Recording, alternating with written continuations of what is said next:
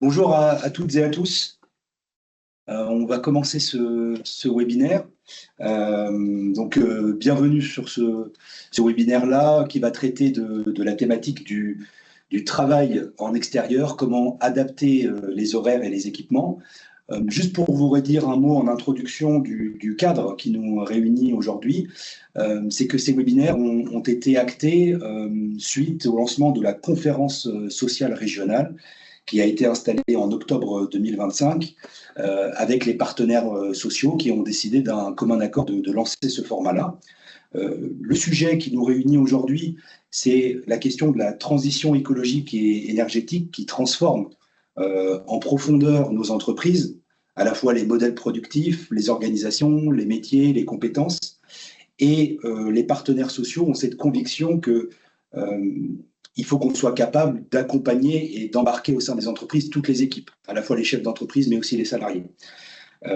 Donc ces webinaires-là sont organisés de manière régulière et l'objectif, c'est de valoriser, de mettre en avant des initiatives réussies en matière de dialogue social pour démontrer à travers des témoignages concrets, comme on va en avoir encore aujourd'hui, le rôle déterminant que joue le dialogue social dans la réussite d'une transition juste. Alors pour le sommaire, ce qu'on vous propose aujourd'hui, c'est effectivement en introduction qu'on puisse se présenter les uns et les autres en intervenant. Vous dire un mot aussi qu'est-ce que le dialogue social dans les très petites entreprises, celles de moins de 11 salariés, pour ensuite basculer sur les enjeux, la question de la prévention face aux risques et la question des défis liés au changement climatique sur cette question-là du travail en extérieur et des équipements.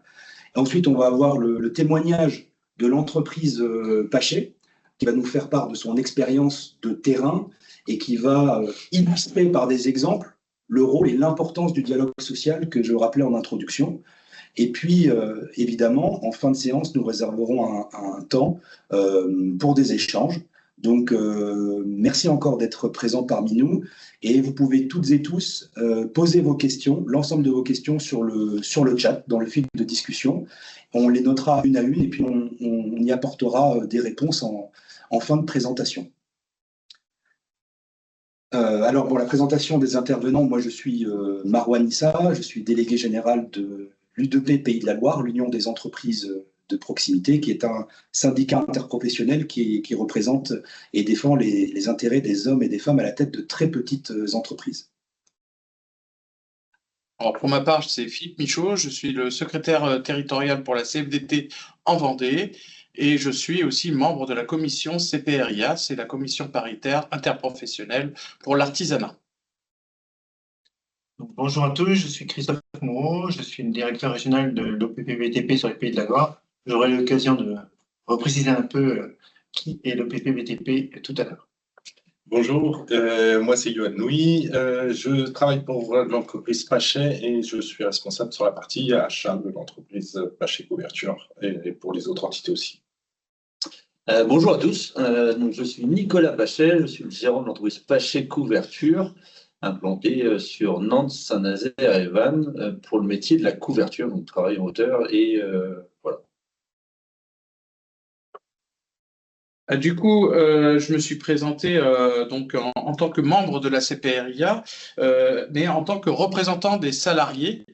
Donc, c'est une instance pour représenter les salariés et les employeurs dans les petites entreprises artisanales, donc moins de 11 salariés. Donc, les principales missions de la CPRIA, c'est informer et conseiller les salariés et les employeurs sur leurs droits et obligations, aider à résoudre des conflits dans les petites entreprises. Ils ont un rôle aussi de médiation, améliorer le dialogue social dans l'entreprise, de l'artisanat et communiquer des informations sur les conditions de travail, la formation, etc. Donc, à noter que cette commission elle fonctionne de manière paritaire pour conserver un dialogue social de qualité et apporter un soutien opérationnel pour toutes les petites entreprises de l'artisanat. Un site Internet est accessible tant aux employeurs qu'aux employés qui leur permettent d'être informés sur nos actions et accéder à diverses informations et avantages comme dans les grandes entreprises avec les instances du CSE. Quelques exemples. Donc, il y a par exemple l'accessibilité à Proximeo qui donne des avantages aux salariés de l'artisanat, la création de la fresque de l'attractivité qui facilite la création et le maintien dans l'emploi, et la participation au Trophée Calivi, donc afin de valoriser les entreprises de l'artisanat vertueuses qui impliquent ses salariés pour améliorer la qualité de vie au travail.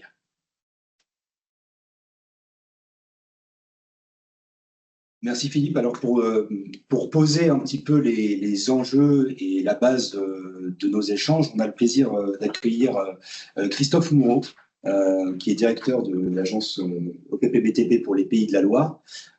Alors Christophe, est-ce que vous pouvez déjà nous dire ce qu'est l'OPPBTP et nous présenter l'OPPBTP? Peut-être afin que nos participants nous voient mieux, on pourrait peut-être arrêter de faire un tâche comme ça. Vous verrez un peu qui est autour de la table.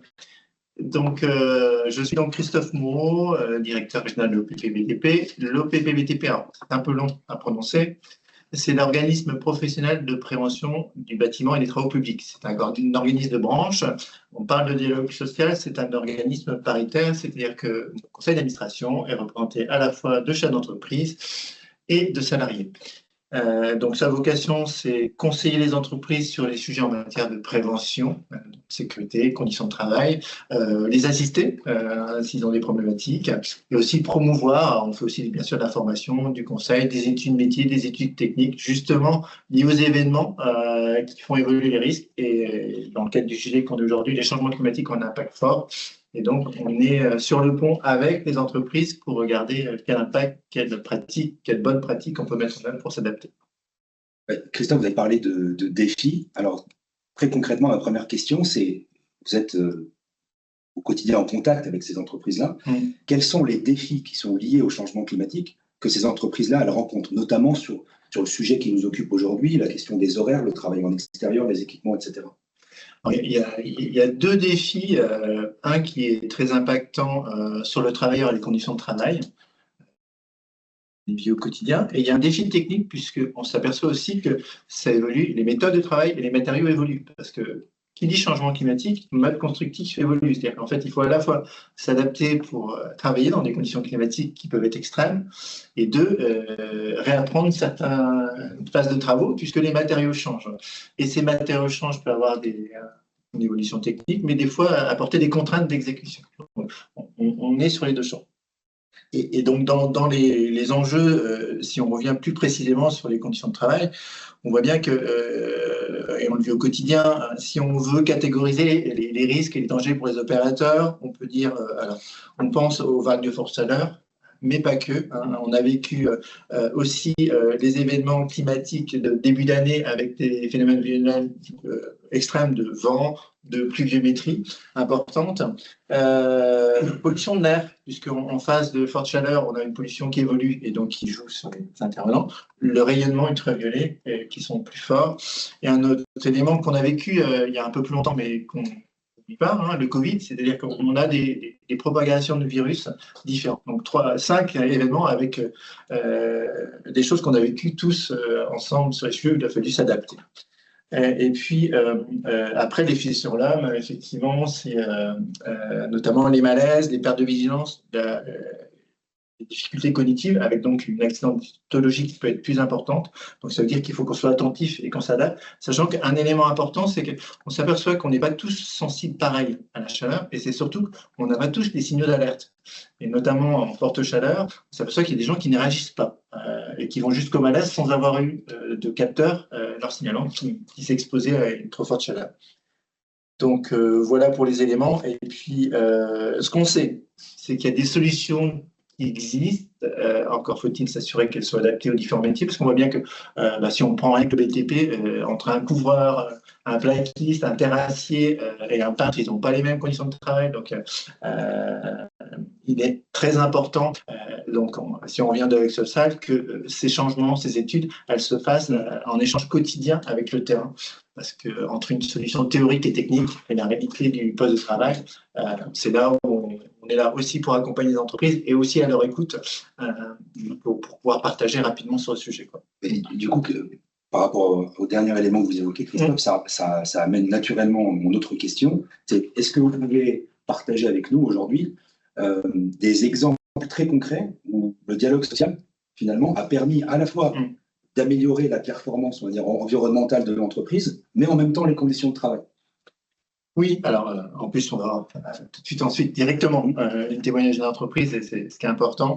Nous, dans notre cas, et ce qu'on essaie de faire, c'est d'être à l'écoute de ce qui se pratique sur le terrain, voire de proposer des solutions et de les observer. Donc, j'ai 3 exemples de solutions qui ont été mises en œuvre. Une sur, j'ai signalé tout à l'heure qu'en fait, par rapport à la chaleur, on ne réagissait pas tous pareil, et qu'on s'est aperçu qu'il y avait des gars qui faisaient, ou des filles, qui faisaient des malaises de travail, et il n'y avait eu aucun signe avant-coureur. Donc, ils ont testé, par exemple, avec les objets connectés, on peut suivre l'évolution physiologique, les bracelets coup de chaleur. Donc ça, c'était une décision qui s'est faite en réunion avec les instances du personnel, en discussion suite à un incident ou un malaise. Donc une solution, un fournisseur proposait une solution de bracelet connecté. Avant de le développer, d'en acheter, ils les ont pris en location, ils les ont testés. Et en fait, ils se sont aperçus que ça leur repart. On n'est pas dans la mesure de prévention en tant que telle, mais de détection pour agir avant. Et donc, ça a apporté un élément complémentaire pour savoir alerter en disant là, stop, faut qu'on arrête, puisque physiologiquement, j'ai des données qui changent. Ça, c'est un exemple. Un autre exemple, on parle de l'hiver et l'intempérie. Alors, ce coup, c'est un couvreur breton qui, lui, a testé une protection. Ce type parapluie, alors vous savez, sur certains chantiers, on voit ouvrages d'art où ils mettent des grands parapluies. Bon, ça, c'est possible pour les gros chantiers.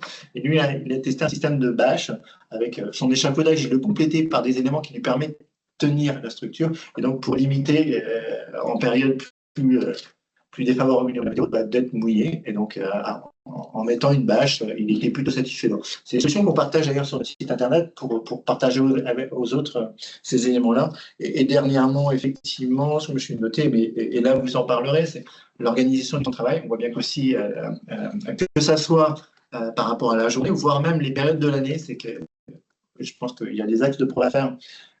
Côté aussi d'ailleurs maîtrise d'ouvrage, c'est notre capacité d'intégrer dans le planning les éléments climatiques. Donc on voit aussi dans la journée ou la semaine de travail, en fonction des données météo, adapter l'organisation du chantier. On voit bien aussi, il y a les façadiers, c'est-à-dire entre matin et l'après-midi, la façade, il y a des façades où il faut tourner, parce que c'est mieux travailler quand on est à l'ombre, quand on est au soleil. Donc ça implique aussi de le réfléchir dans son déroulement de planning. Voilà. Okay. Et puis, peut-être une autre question, parce que vous avez commencé à évoquer, Christophe, la question, par exemple, des équipements qui ont été mis en place dans le cadre du dialogue social, décidé conjointement entre le chef d'entreprise et puis ses salariés. Aujourd'hui, est-ce qu'il existe des financements accessibles, entre guillemets, simples pour les chefs d'entreprise pour dire, voilà, j'ai besoin d'équiper les salariés de nouveaux matériels pour améliorer leurs conditions de travail. Est-ce que je peux disposer d'une aide financière ? Donc, en matière d'accident du travail, dans les domaines où il y a autour de la table, l'assurance, c'est Sécurité sociale, donc, précisément la CARSAT. Donc, à ce titre, ils ont tout un dispositif d'accompagnement des entreprises de différentes tailles, notamment pour limiter, parce qu'on sait qu'effectivement, si on ne protège pas le salarié, ça a un impact sur sa santé et ses conditions de travail, donc sur l'usure au travail. Donc, dans les grandes mailles qui existent en termes de subventions, il y a ce qu'on appelle alors, je parle du bâtiment, mais il existe dans les autres secteurs d'activité, je connais mieux ceux du bâtiment, les top BTP, mais aussi dans un autre dispositif, la prévention du risque ergonomique, le FIPU, qui travaille sur les conditions de travail et l'usure professionnelle. Donc, en fonction de ce que je vous conseille, c'est soit contacter votre conseiller, votre contrôleur du secteur qui peut vous guider. Il y a un site dédié qui donne par secteur d'activité les types de subventions qui peuvent vous aider dans cette démarche-là. Il y a aussi des subventions qui subventionnent du conseil, c'est-à-dire qu'en fait, nous au PPBTP, on est un organisme de branche à titre des cotisations déjà versées, les entreprises peuvent nous appeler. Pour les autres branches d'activité professionnelle, par exemple, quand on parle de conditions de travail, on peut parler aussi d'ergonome ou d'observation, c'est-à-dire que finalement, on a observé les conditions et trouver des solutions à mettre en œuvre. Ça, il y a des subventions. C'est-à-dire qu'en fait, la CARSAT peut subventionner un conseil qui vient vous voir pour faire un bon choix sur ce sujet. Voilà. Donc oui, il y a bien des dispositifs de subvention, il faut aller un petit peu regarder sur le sujet et vous pouvez vous faire conseiller par cet effet par votre contrôleur CARSAT du secteur de l'air. Merci Christophe. Je vous propose que, du coup, sans plus attendre pour la suite, on puisse commencer les échanges avec l'entreprise Pachet. La parole est à toi. Oui, parce qu'on voulait passer la diapo de l'entreprise Pachet, mais point de vue technique, donc on ne va pas le faire. On va rester comme ça, en mode grandeur nature. Et donc, pour vous, monsieur Nicolas Pachet, est-ce que vous pouvez vous présenter, et puis présenter bien sûr votre entreprise dans un premier temps? Donc, moi, je suis donc Nicolas Pachet, gérant de l'entreprise Pachet Couverture, une entreprise qui a été créée par mon grand-père en 1958 et que j'ai repris en 2013. Donc l'entreprise a pas mal évolué avec ces différentes années. Donc on est dans le métier de la couverture et lors de ces évolutions, on s'est développé sur Nantes, Saint-Nazaire et sur Vannes. Pour être au plus proche de nos clients et aussi pour éviter à nos salariés de faire trop de routes pour rejoindre différents chantiers et d'être au plus proche de l'activité au niveau local. C'est vrai que cette croissance, elle fait, il faut toujours faire attention à nos collaborateurs parce que ils sont toujours enclins à pouvoir avoir des problèmes de changement climatique sur la toiture. Voilà. Et en quoi justement est-ce que le changement climatique impacte concrètement votre activité? Alors, c'est vrai que le métier de la couverture, il a tendance à être un des premiers assujettis aux grandes chaleurs. On travaille beaucoup dans le centre-ville de Nantes et en même temps sur les autres villes côtières. Et on a deux grosses problématiques. La forte chaleur. Alors, la forte chaleur, le problème, c'est qu'on a du mal à s'y abriter parce que nous, on n'a pas d'arbres au-dessus de nous. Donc, le collaborateur a plus de mal. Donc là, du coup, on va plutôt mettre en place des échafaudages sur des gros chantiers. On va mettre des parapluies. Le collaborateur pourra se mettre plus à l'air et être plus à l'abri. Sur ces éléments-là, en général, quand on a des grosses températures comme cela, on va adapter nos horaires de travail. Voilà, c'est le plus gros des problématiques qu'on a. Nos collaborateurs, en période d'été, commencent automatiquement à 7 h du matin. Voilà. Et lorsque justement l'événement climatique est vraiment trop important, on peut commencer même à 6 h en fonction des régions. Et si la vague de forte chaleur est vraiment trop importante, on va demander à nos collaborateurs d'adapter leur temps de travail en fonction de cette température. Dernièrement, l'année dernière, les collaborateurs faisaient un 6 h midi parce que après l'après-midi, c'était trop dangereux pour eux et le risque humain était trop important. Voilà. Après, ils s'adaptaient plus tard, récupérer ou mettre ça sur un compte temps en fonction du collaborateur et des équipes. C'est du choix humain. Là, il laissait plutôt le collaborateur gérer sa santé sur ces éléments-là, c'est le plus important. Donc là, effectivement, vous avez mis en place certaines mesures pour adapter les conditions de travail au changement climatique, comme vous l'avez évoqué, avec les horaires aménagés, les équipements pour vos salariés. Est-ce que, Johan, tu peux nous en dire un peu plus là-dessus, sur la mise en place de ces équipements et comment ça s'est fait, en fait? Oui, alors concrètement, moi, je gère cette partie achat donc j'essaie d'être en relation donc avec Nicolas qui m'appuie aussi également, mais d'être aussi en partage avec donc, du coup mes collègues. L'idée, c'est d'essayer de trouver, là, dernièrement, c'était surtout lié aux événements de pluie et conditions climatiques qu'on a eu pendant l'hiver, c'était d'essayer d'adapter au mieux leur tenue de travail. La difficulté que les gars ont, c'est qu'ils peuvent avoir très froid le matin en arrivant, et puis ils se découvrent, ils commencent à faire un peu plus chaud. Donc, essayer de trouver une tenue suffisamment, adaptée pour pas qu'ils aient trop froid le matin et pour pas qu'ils aient trop chaud le reste de la journée parce qu'ils travaillent, ils sont en activité, ils sont sur le toit. Ça, c'était une difficulté. On a essayé de mettre en place des vêtements thermiques. On a arrêté, par exemple, les pantalons d'hiver qui étaient forcément un peu trop épais. Le côté thermique était beaucoup plus, pour les gars, a priori, beaucoup plus agréable. On a aussi adapté là, dernièrement avec des vêtements de pluie, parce qu'on a eu énormément de pluie là, sans ce début d'année. C'était assez compliqué pour les gars de garder le moral, de pouvoir bien travailler dans de bonnes conditions, parce que c'est ce qui est important aussi. Donc on a remis dernièrement, là, dernièrement il y a quelques mois maintenant, on leur a remis une tenue complète de pluie, donc de haut en bas, qui a été testée par plusieurs salariés auparavant pour vérifier, pour s'en assurer. Donc voilà, dans un premier temps, ce qu'on a mis. On est en train de réfléchir aux prochaines étapes qui vont arriver, donc c'est pour l'été. Il existe actuellement différentes solutions pour pouvoir adapter certains vêtements, les humidifier pour qu'ils permettent de gagner 1 ou 2 degrés sur le travail, essayer de mettre des bobs plus que des casquettes pour protéger un peu plus les épaules, etc. Voilà. Donc tout ça, on va commencer à y réfléchir un peu plus sérieusement sur les prochains mois avant que la vague de chaleur arrive. Voilà. Et en même temps, pour l'été, on met en place des vêtements près du corps pour que le salarié puisse être en meilleures conditions pour travailler et garder la température vers lui. Et en même temps des gros vêtements qui tiennent le chaud et coupant vers le vent aussi. Donc, qu'il est plus facile de se réchauffer avec des vêtements où on peut mettre des vêtements où on met des piles, où du coup on ramène de la chaleur sur le corps, il va être près du corps. L'hiver c'est plus facile, on va dire, c'est plus facile à se réchauffer que l'été. Une fois qu'on a trop chaud, le corps pour le refroidir, ça devient plus compliqué. Là, pour notre domaine de couverture, on est clairement exposé. Voilà. Donc, comme tu disais, on peut difficilement s'ombrager, se couvrir, c'est quand même beaucoup plus difficile sur cette partie-là. Et la dernière chose qu'on a fait par rapport à l'adaptation, c'est que dans les dernières années, on fournissait à nos salariés des bouteilles d'eau plastique. C'est que maintenant, on est plutôt dans un mode économique où on a les RSE, faire attention à l'écologie, tout ça.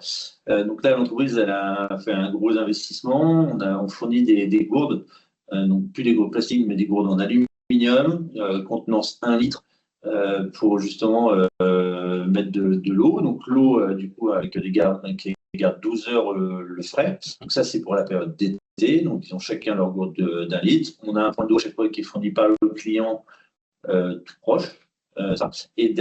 Et aussi pour l'hiver, ils ont une gourde de 50 centilitres qui permet de mettre le café ou le thé et qui puisse garder à la température. Et ça, c'est des gourdes qui maintiennent 24 heures pour le salarié, et ça permet d'avoir un élément un peu plus chaud à proximité du salarié. Voilà. C'est ça qu'en plus en couverture, vu qu'on est sur un échafaudage, pas comme une personne qui est dans un bureau. Voilà, il peut descendre, prendre un café plus facilement. Une personne qui est en couverture à 20 mètres de haut, c'est un peu plus compliqué. Voilà. Donc la mise en place de toutes ces mesures, ça s'est fait naturellement. Vous avez pu parler avec vos salariés. Comment vous l'avez mis en place en fait ces mesures en fait? Très concrètement. Ouais, concrètement, en gros. On a commencé pendant le Covid, on avait un point d'échange avec le salarié pendant le Covid où du coup le patron était bloqué dans son bureau, les salariés bloqués chez eux. Et pour garder le dialogue social, on a mis la plateforme WhatsApp, un WhatsApp d'entreprise, et ça a permis de commencer à communiquer avec le salarié en dehors forcément de la phase travail. Et on a une routine qui s'est mise dans l'entreprise. Qui a toujours permis d'avoir un contact social en dehors des éléments patrons, salariés, où forcément on a tendance à pas dire ce qu'on pense. Et là, du coup, on a demandé à plusieurs salariés s'ils étaient intéressés pour faire des tests produits ou autres. Plusieurs personnes se sont proposées. Et du coup, on a essayé plusieurs types de vêtements avec plusieurs types de retours. Et là, c'est vrai que c'est plutôt, moi, c'est vrai que je vais plutôt partir à l'élément patron. Et là, du coup, Johan, qui est en tant que salarié parlant aux autres salariés, c'est plus simple. Donc, on a fait plusieurs tests avec plusieurs équipes là-dessus. Ouais, mon rôle, moi, était de faire du dialogue, essayer d'aller voir les gars sur le terrain, en dehors, quand en fin de journée ou autre, créer de l'échange. Et l'avantage, c'est qu'ils sont assez ouverts, les gars. On a une équipe assez très, très ouverte. On arrive à échanger sur les difficultés, et il y a des choses que je ne pense pas parce que moi je ne suis pas forcément sur le terrain ou autre, et ils m'apportent leurs difficultés, j'essaie d'y répondre, et ensuite on en échange avec Nicolas directement pour pouvoir savoir ce qu'on met en place, et puis après on arrive sur la période on fait des tests, etc. pour trouver le bon produit le plus adapté. C'est essentiellement ça. Bien. Nicolas, pensez-vous que les mesures que vous prenez pour améliorer les conditions de travail de vos salariés facilitent le maintien dans l'emploi et vous aident à recruter par ailleurs? Alors, c'est vrai qu'on a une entreprise qui est jeune, dynamique. Je reste à l'écoute de l'ensemble des salariés. Et c'est vrai que alors, j'en entends parler plutôt à côté, mais les salariés sont plutôt assez contents. Le fait qu'ils aient un dialogue social assez facile avec moi. Et on a très peu de turnover dans l'entreprise. Peut-être je suis à l'écoute assez de mes salariés et que il est important d'une entreprise moderne d'être à l'écoute de son salarié, d'être proche et de mettre des actions proches du terrain. Parce que en tant que petite entreprise, on écoute notre salarié, on met des actions concrètes et il ne faut pas mettre une action dans 3 ans parce que ce sera trop tard. Le salarié en aura eu marre, aura été voir ailleurs, il a l'impression de ne pas être écouté, il peut même changer de métier, parce que avec notre métier de la couverture, il faut être en action tout de suite. La vague de chaleur, on la prévoit la semaine prochaine, il faut tout de suite mettre quelque chose en place. Et voilà, donc on a nos salariés d'abord, après on prévient nos clients. Il y a des éléments où des fois nos chantiers ils sont trop dangereux en période de forte chaleur, on les décale. Il n'y a pas de souci. Les clients maintenant sont au courant, ils adaptent leur travail et voilà. C'est que d'abord la priorité à nos salariés et après c'est que la partie humaine c'est le plus important. Je pose une question parce qu'effectivement, la notion d'intempérie maintenant s'est élargie aux fortes chaleurs. Ouais. Est-ce que ça vous a aidé à mieux en parler à vos clients? C'est vrai que un client peut tout comprendre une fois qu'on l'a prévenu. Si on lui met devant le fait accompli, il ne va pas être content. Alors que si vous le prévenez, vous dites la semaine prochaine, on arrive encore de grande chaleur, 1, 2, 3, 4 semaines, nos collaborateurs ils ne pourront pas y aller. Et lorsqu'on dit à nos clients est-ce que vous travaillerez dans ces conditions-là, dans des horaires de travail où vous ne pouvez pas mettre de parasol en couverture, vous êtes sur un toit, vous êtes le premier en contact direct avec ces éléments de météo. Le client, du coup, comprend et voilà. Il se met à la place aussi du salarié. L'ardoise, il y a la réverbération de l'ardoise, du design, tout ça. Il y a des conditions qui sont dures, je pense, pour les salariés par moment. Donc, il faut mieux l'adapter. Voilà. Est-ce que ça vous est déjà arrivé de renoncer à des solutions pour des raisons de coût, de faisabilité, du nouveau matériel? Est-ce que vous avez été confronté à dire non, ça, c'est pas possible? C'est sûr qu'en tant qu'entreprise, on va faire attention à un coût, mais le coût humain par rapport à un coût matériel, le coût humain est toujours le plus important. C'est que l'enjeu vie d'un salarié est très compliqué, est très importante. Et on a essayé des nouvelles technologies, surtout dans le métier de la couverture, qui peuvent être un peu trop fragiles pour notre métier. Donc, on les a arrêtées parce qu'elles n'étaient pas adaptées à notre métier. Et on va plutôt faire attention à plutôt quelque chose qui va durer dans le temps, même si c'est pour mettre un peu plus cher, vaut mieux faire du bien et qui dure que juste de l'éphémère et qui est pas bien. Hein. C'est ça qu'on a le PBTP et la CARSAT qui sont là pour nous aider dans cette transition-là. Et en tant que petite entreprise, on arrive à se faire aider et répartir les frais sur plusieurs temps. Je vous pose une petite dernière question. On parle de transition écologique au sens large, avec des exigences de transformation des entreprises, des nouvelles normes, des nouvelles lois. Qu'est-ce qui est le plus difficile dans cette transition pour vous? C'est vrai que ce qui est compliqué, c'est qu'on a le salarié, on a des obligations qui sont de plus en plus grandes en fonction des collectivités, des clients, des normes qui sont de plus en plus contraignantes. Et il faut réussir à adapter tous ces éléments-là. Et c'est vrai qu'on va isoler tous les bâtiments pour éviter que ça rentre. Et on peut avoir aussi des pénibilités sur certains matériaux qui vont gratter le salarié. C'est que la pose d'isolation dans un élément fermé, on va plutôt la faire très très tôt le matin parce que le comble il va être frais encore, alors que le faire en plein après-midi, alors que le comble il aura stocké de la chaleur. Donc c'est vrai qu'on va faire tous ces éléments-là là-dessus. Et après, c'est que niveau écologie, on fait attention, on traite les déchets. Voilà.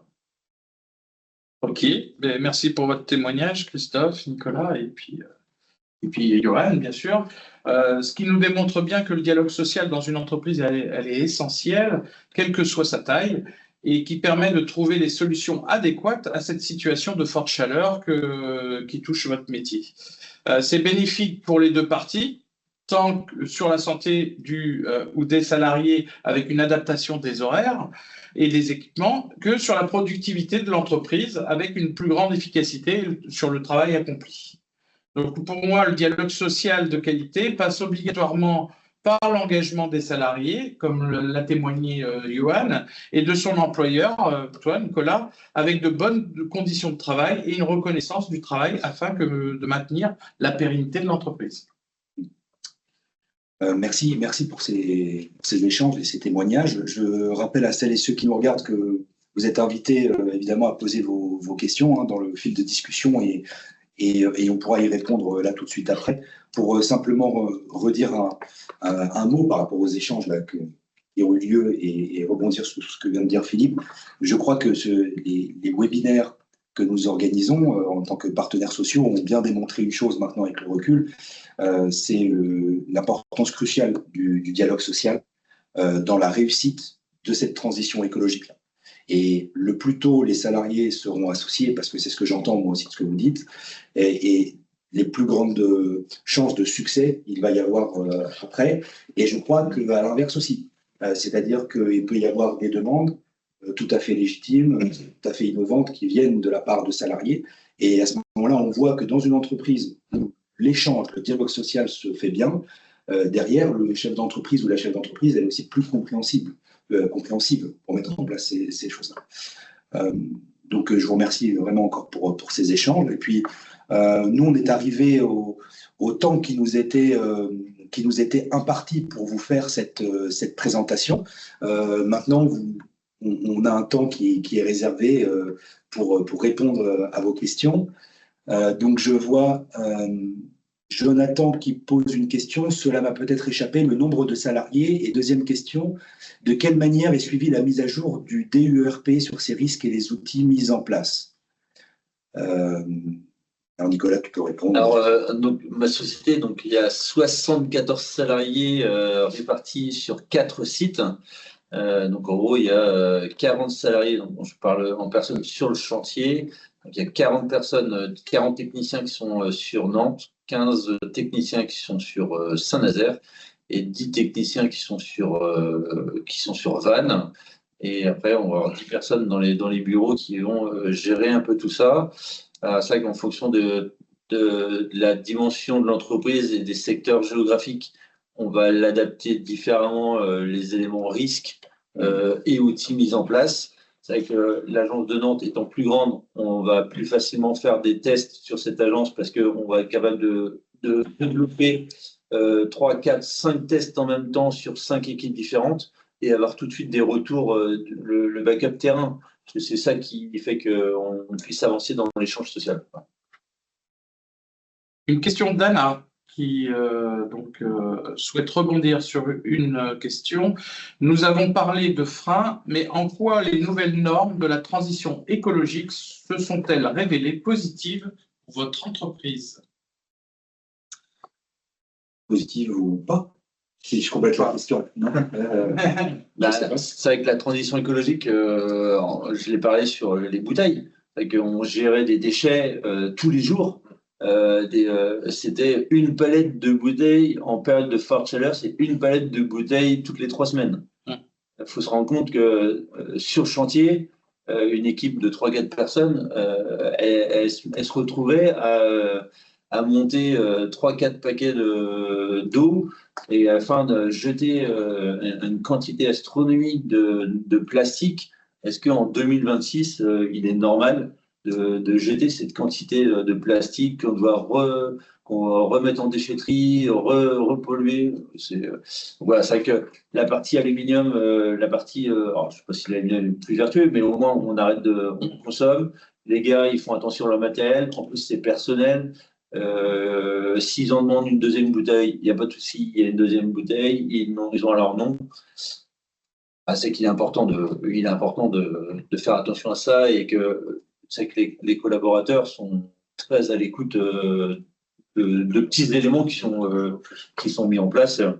Et surtout, c'est que même les clients, ils nous disent on vous met à la disposition un endroit où vos collaborateurs peuvent se mettre un endroit pour se rafraîchir. Voilà.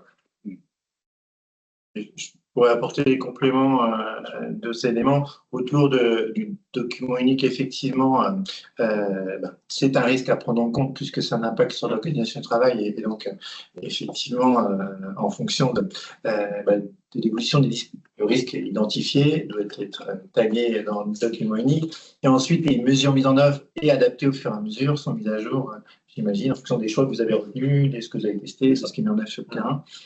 Donc, et l'autre élément qui était posé, l'évolution des normes de transition écologique, ce n'est pas uniquement les normes, c'est aussi les réglementations. J'ai cité tout à l'heure, c'est qu'en fait, effectivement, maintenant, on parlait souvent, alors, dans les métiers extérieurs, de la notion d'intempérie, avec effectivement une couverture, une assurance intempérie pour l'entreprise et les salariés qui peuvent être mis en intempérie. Elle n'existait avant que pour tempête. Elle intègre maintenant la notion aussi climatique de l'été. Et donc, c'est aussi une assurance, une protection complémentaire pour les salariés d'entreprise, et même dans l'échange avec les donneurs d'ordre, puisque cette notion d'intempérie, alors il vaut mieux, comme on l'a dit, dans le dialogue, l'anticiper, l'identifier, la communiquer. Et un élément aussi qui devient factuel, c'est qu'avant, c'était très subjectif de dire il fait chaud, il fait froid, subjectif. Ça reste du ressenti des individus. Le fait de dire que maintenant, les degrés d'alerte météo de Météo France permettent factuellement de dire qu'on rentre dans une phase guider le chef de salarié, le chef d'entreprise, mais aussi le donneur d'ordre en disant effectivement là on est dans une phase où on ne peut pas travailler puisque vous savez entre le orange et le rouge là, on l'a pour les intempéries d'hiver mais aussi pour les intempéries et même pour les tempêtes. C'est que on adapte les chantiers, la hauteur de travail, les expositions, la sécurité. C'est vrai que l'environnement climatique, on parle beaucoup de la chaleur dernièrement depuis quelques temps, mais là, pour cette année notamment, on voit aussi de plus en plus de phénomènes de vent, de climatique ou autre. On a été beaucoup affecté là, en début d'année là-dessus. Il y a eu la pluie, mais il y a aussi des tempêtes, le vent. Donc, c'est tout ce qui est mis en place de sécurité, de harnais, où là, on est extrêmement vigilant. On sécurise aussi beaucoup les chantiers on protège nos salariés aussi, mais on protège les personnes qui gravitent autour. Donc, le vent, là, dernièrement, nous, on a passé beaucoup de temps à assurer les chantiers au départ et à la fin, et assurer aussi la sécurité du salarié par des harnais, par des sécurités, et aussi les sensibiliser au mieux, parce que c'est pas forcément tout le temps évident d'avoir un harnais sur soi.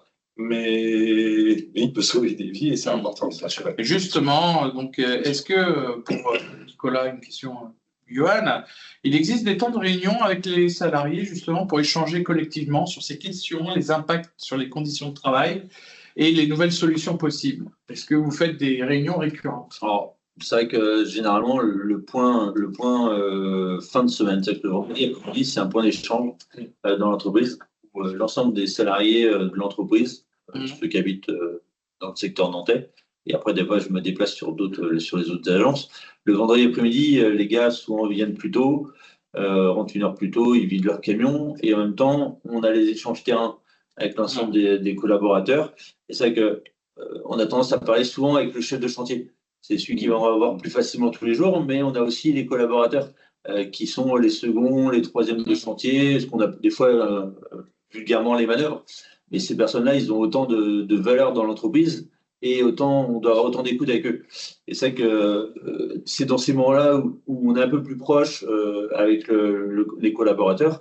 Ils vont nous donner ces backups terrain, justement, avec les essais de matériaux, de matériel mis à notre disposition, l'échafaudage, voilà, tous ces éléments de terrain. Et c'est vrai que si on n'arrive pas, en tant que patron, à avoir l'échange avec les collaborateurs, on est complètement déconnecté et le salarié se sent plus à l'écoute, surtout, c'est plus important.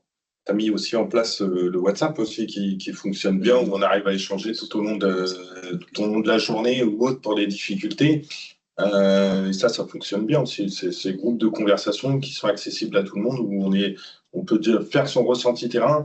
Nous, les chargés d'affaires, les suivis de chantier ou autres, on voit beaucoup aussi, me font des retours, ou moi le matin à l'embauche ou autre. On essaie d'échanger et c'est agréable. En règle générale, on arrive tous à échanger facilement et le dialogue est très, très ouvert. Aussi dû à ces réseaux, à cette façon de communiquer et qui est très importante. Oui, bien sûr.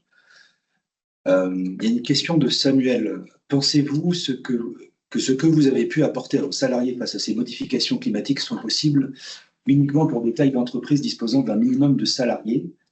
Pour résumer, est-ce possible pour des plus petites entreprises? Alors, je peux me permettre d'apporter, je pense, un élément de réponse, c'est que l'exemple de l'entreprise Pachet, typiquement, démontre que c'est possible. Parce que effectivement, il y a un nombre de salariés qui est important, mais ils sont répartis sur différents sites. Et puis, nous, au sein de la CPRIA ou au titre de l'U2P, puisque nous travaillons qu'avec des très petites entreprises de moins de 11, on a tous les jours des exemples de choses qui sont mises en place. Et je crois que ce que vient d'illustrer l'entreprise Pachet, c'est exactement ça. Et je crois qu'il n'y a pas de petits sujets, en fait, ou de petits progrès pour les très petites entreprises. Je crois que là, on a essentiellement parlé des équipements et puis des horaires de travail. Ça peut paraître simple comme ça sur le papier, mais en fait, on voit bien que quand Nicolas en parle, en fait, ça a été un cheminement aussi. Et qu'aujourd'hui, peut-être que l'entreprise Pachet, elle en est là parce qu'elle a mis plein de petites pierres qui ont permis d'arriver à cette situation où le dialogue social finalement vit et il y a des échanges.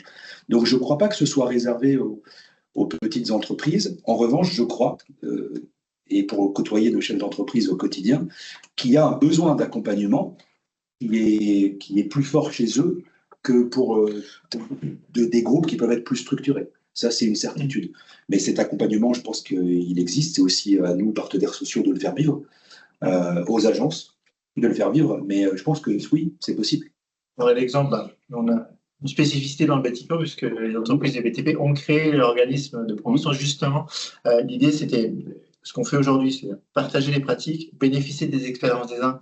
Parce que la phase de test, il y a toujours une phase de test qui est peut-être un peu longue, etc., qui est peut-être plus simple quand on a une équipe plus grande, mais qui peut bénéficier aux autres. Et effectivement, une des clés de ça, et c'est la vocation aussi, justement, de se fédérer et d'échanger, c'est qu'effectivement, de bénéficier des expériences des uns et de se les partager.